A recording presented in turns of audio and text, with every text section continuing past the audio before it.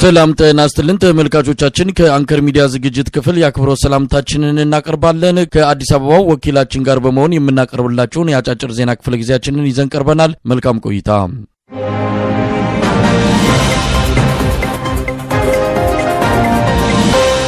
የአየር ኃይሉ አዛዥ ሌተናል ጀነራል ይልማ መርዳሳ ላይ ተደራቢ የአየር ኃይል አዛዥ መመደቡ ተገለጸ። ሌተናል ጀነራል ይልማ መርዳሳ በሙስናና በአቅም ማነስ ተገምግሞ ብቻውን ተቋሙን መምራት አይችልም በሚል በኩል የስልጣን ደረጃ ኦፕሬሽን ክፍል ኃላፊ ተብሎ ሌተናል ጀነራል ሹማ አብደታ መመደቡን ለአንከር ሚዲያ በደረሰው መረጃ ላይ ተመልክቷል። አየር ኃይሉ ሰሞኑን አብይ አህመድ በተገኘበት በጥብቅ የተገመገመበት መድረክ እንደነበረ የገለጹት የአንከር ሚዲያ ምንጮች ዋና አዛዡ ሌተናል ጀነራል ይልማ መርዳሳ ወደ ንግድ ስራ በማዘንበል ከፍተኛ ሙስና ውስጥ በመግባቱና አየር ኃይሉ እየተዳከመ መምጣቱ ተነስቶ ጀነራሉ የአቅም ማነስ ዋናው ጉድለቱ እንደሆነም ተገልጾ ተደራቢ አዛዥ እንዲመደብ ውሳኔ ላይ መደረሱን ነው ለማወቅ የተቻለው። የኮማንዶና አየር ወለድ አዛዥ ሌተናል ጀነራል ሹማ አብደታ የአየር ኃይሉን ቁልፍ ተግባር የሆነውን የኦፕሬሽን ክፍል እንዲመራ በኩል የስልጣን ደረጃ መመደቡ ተመልክቷል። አየር ኃይል እየታመሰ ነው ያሉት የአንከር ሚዲያ ምንጮች የአመራር ሽግሽግ እየተደረገ እንደሆነም ገልጸዋል። የአየር ኃይሉ መቆጣጠሪያ ማቀባበያና ራዳር በሚገኝባቸው የሀገሪቱ የተለያዩ ክፍሎች የሰራተኛ ሽግሽግ እየተደረገ ሲሆን የአማራ ብሔር ተወላጆች ላይ ያነጣጠረ ከስራ ማሰናበት እየተከናወነ መሆኑም ተመልክቷል። በእነዚህ ማቀባበያና መቆጣጠሪያ ቦታዎች የአማራ ተወላጆች እየተነሱ በሌሎች እንዲተኩ እየተደረገ እንደሆነም ከደረሰን መረጃ ለማወቅ ተችሏል። ሌተናል ጀነራል ይልማ መርዳሳ አየር ኃይሉን የግል ንብረቱ አድርጎታል። ለግል ጉዳዩ ሳይቀር ሄሊኮፕተር እያስነሳ ይበራል። ወደ አዲስ አበባ በመኪና መሄድ ካቆመ ቆይቷል። ከፍተኛ ጥቅም እያገኘበት በሚገኘው የአየር ኃይል መለዋወጫ ስፔር ፓርት ጉዳይ ከአብይ አህመድ ጋር ስር የሰደደ ጸብ ውስጥ ገብቷል የሚሉ መረጃዎች ለአንከር ሚዲያ ደርሰውታል። ተመልካቾቻችን በአየር ኃይሉ ጉዳይ የደረሱን ሌሎች መረጃዎችን በልዩ የዜና ክፍለ ጊዜ ይዘን የምንቀርብ መሆኑን ከወዲሁ እንገልጻለን።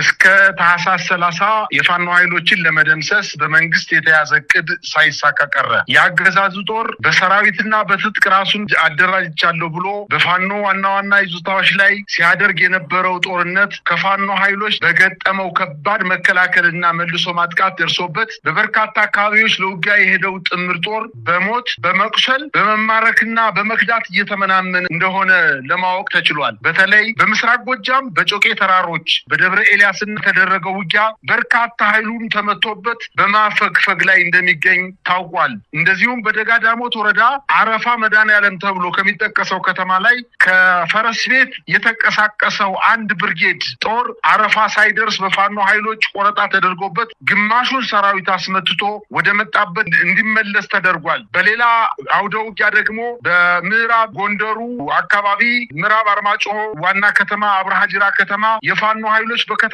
ላይ በወሰዱት እርምጃ የመከላከያ ሰራዊት አባላት ለ30ና ለ40 ደቂቃ ተዋግተው እጅ ሲሰጡ የተወሰኑት ሲጎዱ የአድማ ብተናና የሚኒሻ የፖሊስ ኃይል 22ቱ ተመተው ግማሽ በላይ የሆነው ምርኮ ሆኖ ወደ ጦር ካምፓቸው ተወስደዋል። በዚህ ውጊያ የከተማዋን የፖሊስ አዛዥ አንድ ኮማንደርን ጨምሮ እንደተገደለ የደረሰኝ መረጃ ያሳያል። በሰሜን ሸዋ ራሳ ቀበሌ ላይ በሌሊት በተደረገ ውጊያ በከተማዋ የነበረው የአገዛዙ ጦር በከፍተኛ ደረጃ ሲመታበት ወደ ቤተክርስቲያን ግቢ በመግባት የመሸገ ሲሆን በከበባ ውስጥ ያለውን ኃይል ለማስለቀቅ ጠንካራ ነው የተባለውን ኃይል ከደብረ ብርሃን በማንቀሳቀስ ወደ ራሳ ለመሄድና እነዚህ ሰዎች ለማስለቀቅ ቢሞክርም በፋኖ ኃይሎች ሸዋሮቢት ላይ ቆረጣ ተደርጎበት እየተደመሰሰ እንደሚገኝ ደረሰኝ መረጃ ይጠቁማል። በራሳ ቤተክርስቲያን ተደብቆ የሚገኘው የአገዛዙ ጦር እጁን ካልሰጠ በቀር ማምለጫ እንደሌለው ለማወቅ ተችሏል። በአጠቃላይ መንግስት ያቀደው የታህሳስ 30 ዘመቻ በተለያዩ የአማራ ክልል የጦር አውደ ውጊያዎች ላይ ከፍተኛ ጉዳት እየደረሰበት እንደሆነ ለማወቅ ተችሏል።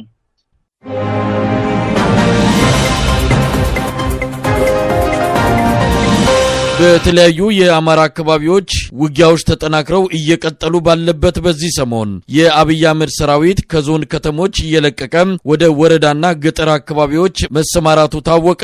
በወረዳና የገጠር አካባቢዎችን የተቆጣጠረውን የፋኖ ኃይል ለማጥቃት ያለመ አዲስ የውጊያ ዕቅድ እንደሆነም ለማወቅ ተችሏል። አብዛኞቹ የዞን ከተሞች መከላከያ በመውጣቱ በአድማ በታኝና በሚሊሻዎች እየተጠበቁ መሆናቸውም ተመልክቷል።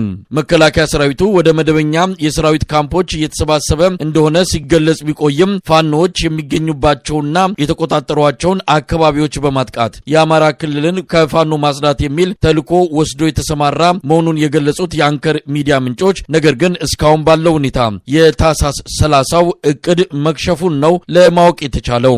በአዲስ ዕቅድ የመጣው የአብይ አህመድ የአማራ ክልል ተልዕኮ አስቸኳይ ጊዜ አዋጅ የሚለውን በመቀየር የጸጥታ ካውንስል የሚል አዲስ መዋቅር አደራጅቶ እየተንቀሳቀሰ መሆኑንም የደረሰን መረጃ ያመለክታል።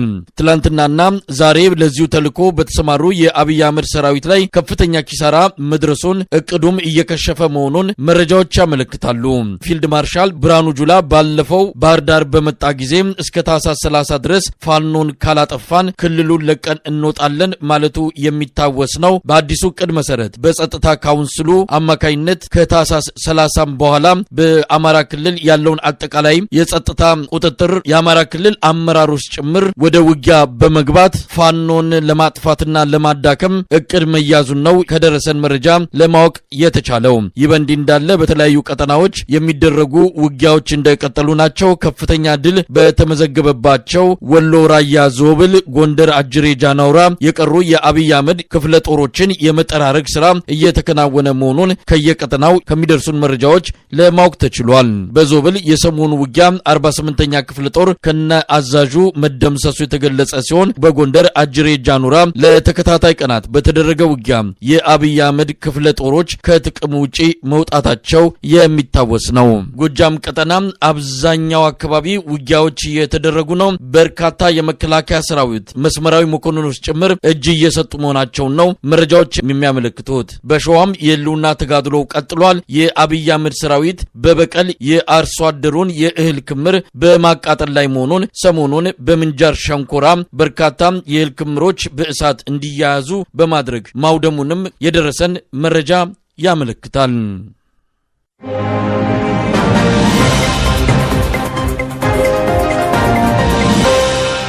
በአዲስ አበባ ከተማ በተለይም ከሸገር ከተማ በሚያዋስኑ ሁሉም ክፍለ ከተሞች ላይ በአማራና በደቡብ ተወላጆች ላይ ከፍተኛ እንግልት፣ አፈናና ግድያ እየተፈጸመ እንደሚገኝ ተገለጸ። በተለይ በጀሞ፣ በቱሉ ዲምቱ፣ በሀያት፣ በቃሊቲ፣ በገላን፣ በአራብሳ አካባቢዎች ሁሉንም የንግድ እንቅስቃሴዎች ጠቅሎ የያዙት የአንድ ቋንቋ ተናጋሪ የስርዓቱ ሰዎች በትልልቅ ድርጅቶች፣ በሲሚንቶ መጋዘኖች፣ የብረት መጋዘኖች፣ የሸቀጣሸቀጥ የጅምላ ማከፋፈያ ሱቆች እና የፋብሪካ መጋዘኖች ባሉባቸው አካባቢዎች ላይ ነጋዴዎች፣ ባለመኪኖች፣ ሹፌሮች፣ ደላሎችና ጫኝ አውራጅ ሳይቀር በሌላ ብሔር ተወላጆች እንዳይሰሩ ተከልክለው በኔትወርክ የተሳሰረ በደል እየተፈጸመባቸው እንደሚገኝ ተገልጿል። በእነዚህ አካባቢዎች የተገኙ የአማራ፣ የሲዳማ፣ የወላይታ እንዲሁም የሌሎች ብሔር ተወላጆች የተለያዩ ስሞች እየተሰጣቸው ድብደባ፣ እስራት፣ ከፍ ሲልም በግዴታ ወደ ወታደራዊ ማሰልጠኛ እየተወሰዱ እንደሚገኙ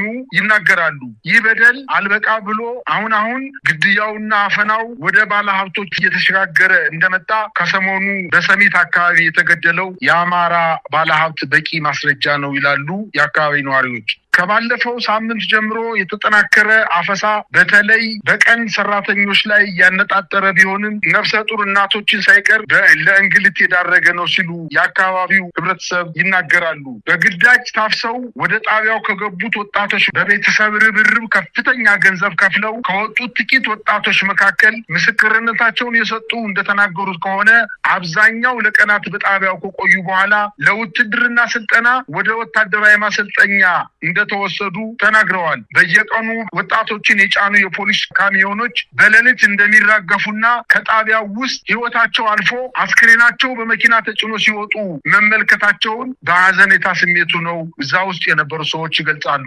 መረጃው መሰረት ሚዲያ ከቀናት በፊት እንደዘገበው የሚታወስ ሲሆን ድርጊቱ ግን እስከዛሬ ድረስ እንደቀጠለ መሆኑን ልብ ይሏል። በአጠቃላይ በአዲስ አበባና በኦሮሚያ ክልል ህገወጥ አፈና፣ ግድያና አስገድዶ ወደ ወታደራዊ ማሰልጠኛ ጣቢያ የሚወሰዱ ወጣቶች የኢትዮጵያ ሰብአዊ መብት ኮሚሽን ከሳምንት በፊት አረጋግጦ የጉዳት ሰለባዎችንና ቤተሰቦቻቸውን ጠይቆ ያረጋገጠው ሀቅ እንደሆነ የሰብአዊ መብት ኮሚሽን የዘገበው መረጃ እንደነበረ ይታወቃል።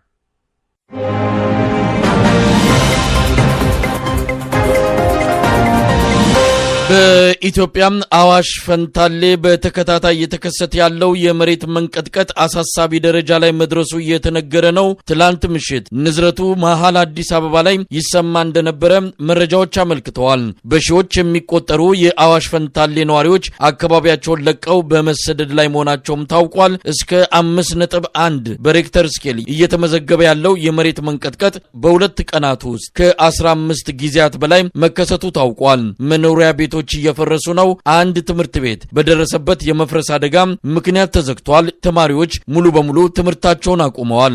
መንገዶች በርዕደ መሬቱ ምክንያት እየተሰነጣጠቁ ነው። እሳተ ገሞራም በአንዳንድ ተራሮች ላይ መነሳቱ ተመልክቷል። የመሬት መንቀጥቀጡ በተደጋጋሚ በሚከሰትባቸው መተሃራ፣ ፈንታሌ ከተሞች ነዋሪዎች ወደ አጎራባች አካባቢዎች በመሸሽ ላይ ሲሆኑ እስካሁን ምን ያህል ነዋሪዎች ከተሞቹን ለቀው እንደወጡ የተገለጸ ነገር የለም። ቢቢሲ አማርኛ ጉዳዩ የሚመለከታቸውን የመንግስት አመራር አነጋግሮ ክስተቱ ተደጋጋሚ ከመሆን ያለፈ ብዙም ሊያስደነግጥ አይገባም ማለታቸው አነጋጋሪ ሆኗል። የኢትዮጵያ ርዕደ መሬት መመዝገቢያ መረብ ኃላፊ ፕሮፌሰር አታላይ አየለ መጠነኛ ጉዳት ሊኖር ይችላል፣ ብዙም መደናገጥ ግን አያስፈልግም ብለዋል። ወደ አካባቢው በመሄድ ጥናት ማድረግ ይገባል ያሉት ፕሮፌሰር አታላይ ይህን ተግባር ሳይወጡ የህዝቡን ስጋት በማቃለል መደናገጥ አያስፈልግም የሚል ድምዳሜ መስጠታቸው ነው ግራም የሚያጋባ የሆነው።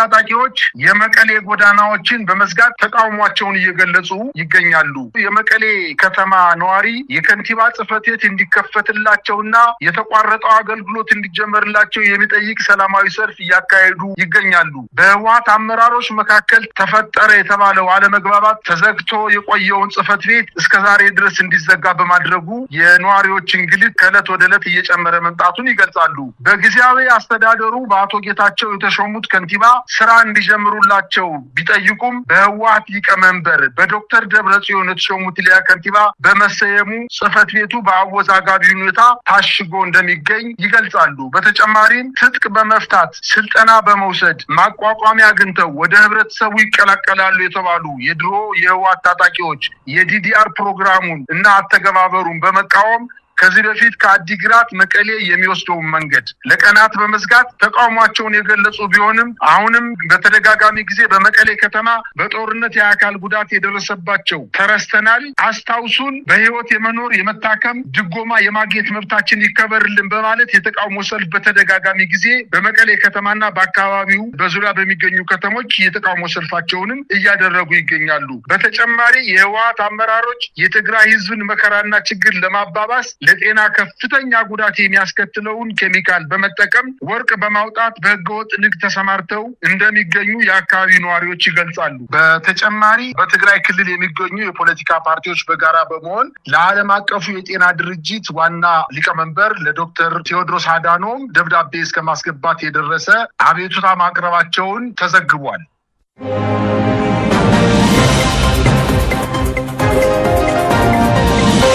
ተመልካቾቻችን ዜናዎቹ እነዚህ ነበሩ። ከአዲስ አበባ ወኪላችን ጋር የምሰናበታችሁ መሳይ መኮንን ነኝ።